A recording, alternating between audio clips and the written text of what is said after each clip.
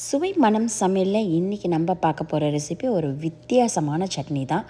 எனக்கு தெரியல வேறு யாருனா செஞ்சுருப்பாங்களான்ட்டு. இது கம்ப்ளீட்டாக எங்கள் அம்மாவோட ரெசிபி. எங்கள் அம்மா செய்யும் போது இது வித்தியாசமாக நான் பார்த்தவன். ஆனால் வேறு லெவலில் இருக்குங்க. கார சட்னி தான். ஆனால் கார சட்னியே வேறு விதமாக நீங்கள் செஞ்சால் எப்படி இருக்கும்னு பாருங்கள். வாங்க ரெசிபி எப்படி செய்யுதுன்னு பார்க்கலாம்.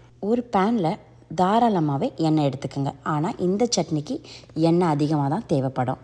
ஒரு 2 ஸ்பூனு டு 3 ஸ்பூனு கடுகு சேர்த்துக்கோங்க. கடுகு நல்லா பொரிஞ்ச பிறகு 600 கிராம் அளவுக்கு பெரிய வெங்காயத்தை நான் கட் பண்ணி சேர்த்துருக்கேன். தக்காளி ஒரு 400 கிராம் இல்லை 300 கிராம் அளவுக்கு சேர்த்துக்குங்க. பூண்டு ஒரு 10 டு 12 பல். இவங்கள நல்லா நம்ம வதக்கிக்கலாம். ஒரு நார்மல் சைஸில் லெமன் சைஸில் புளியை நல்லா சேர்த்துக்கலாம். புளி சேர்த்த பிறகு வரமிளகா உங்கள் காரத்துக்கு ஏற்ற மாதிரி சேர்த்துக்கோங்க. நான் 15 வரமிளகாவை சேர்த்துருக்கேன். காரம் கம்மி தான். நெக்ஸ்ட்டு எங்கள் அம்மாவோட சீக்ரெட் இன்க்ரீடியன்ஸ் பார்த்திங்கன்னா 1 ஸ்பூன் வரமிளகாத்தூள், 2 ஸ்பூன் குழம்பு மிளகாத்தூள்.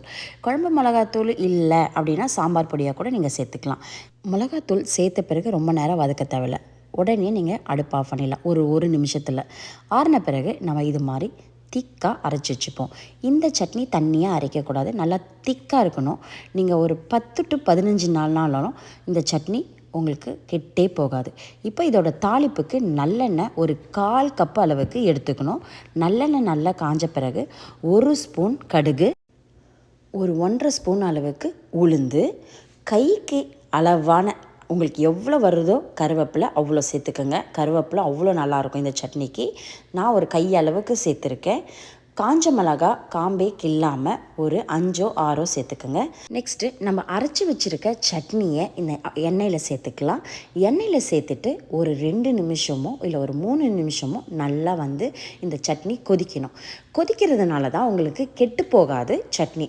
இப்போ நீங்கள் எங்கன்னா ட்ராவல் பண்ணுறீங்க, ஒரு 10 நாளைக்கு இட்லியை வாத்து நீங்கள் எடுத்துக்கிட்டு இது மாதிரி அழகாக இந்த சட்னி எடுத்துகிட்டு போகலாம். பார்ட்டிலாம் பண்ணிங்கன்னா இந்த சட்னி இட்லிக்கு செம்ம காம்பினேஷன். கண்டிப்பாக ட்ரை பண்ணுங்கள். உங்களுக்கு வீட்டுக்கே ஆசையாக எப்போனா சாப்பிட்ணும் அப்படின்னா இவ்வளோ எண்ணெய் இருக்குது, அடிக்கடிக்கு நம்ம சாப்பிட முடியாது. ஸோ எப்போனா நம்ம இது மாதிரி சட்னி செஞ்சு சாப்பிட்டிங்கன்னா ரொம்ப அருமையாக இருக்கும். அகைன் நான் சொல்கிறது அதுதான், சுட சுட இட்லிக்கு இந்த சட்னி வச்சு பாருங்கள், வேறு லெவலில் இருக்கும். நான் ஒரு 3 நிமிஷம் கரெக்டாக எடுத்து இப்போ கேஸை நம்ம ஆஃப் பண்ணிடலாம். பர்ஃபெக்டான கார சட்னி எங்கள் வீட்டு ஸ்டைலில் ரெடி ஆகிடுச்சு. இந்த ரெசிபி நான் ரொம்ப நாளாகவே யூடியூப் சேனலில் அப்டேட் பண்ணணுன்னு நினச்சிட்டு இருந்தேன். பட் என்னோடய ஃப்ரெண்ட்ஸ் எல்லாருமே கேட்டுகிட்டே இருப்பாங்க அப்டேட் பண்ண சொல்லி.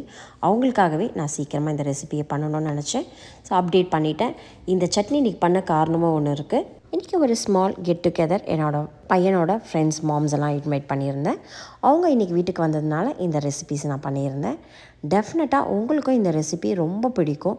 வீட்டில் நீங்கள் நல்லா சுட சுட இட்லி வச்சு இந்த சட்னி வச்சு சாப்பிடுங்க. கண்டிப்பாக நீங்கள் எங்கேயும் ட்ரை பண்ணியிருக்க மாட்டீங்க.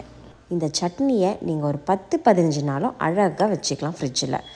உங்களுக்கு இந்த ரெசிபி பிடிச்சிருந்தால் மறக்காமல் லைக் பண்ணுங்கள், கமெண்ட்ஸில் சொல்லுங்கள், ஃப்ரெண்ட்ஸ் அண்ட் ஃபேமிலிக்கு ஷேர் பண்ணுங்கள், சப்ஸ்கிரைப் பண்ண மறந்துடாதீங்க. Thank you for the subscriber. உங்கள் சப்போர்ட் இல்லைன்னா நான் டெய்லி இப்படி வீடியோ அப்டேட் பண்ண மாட்டேன்.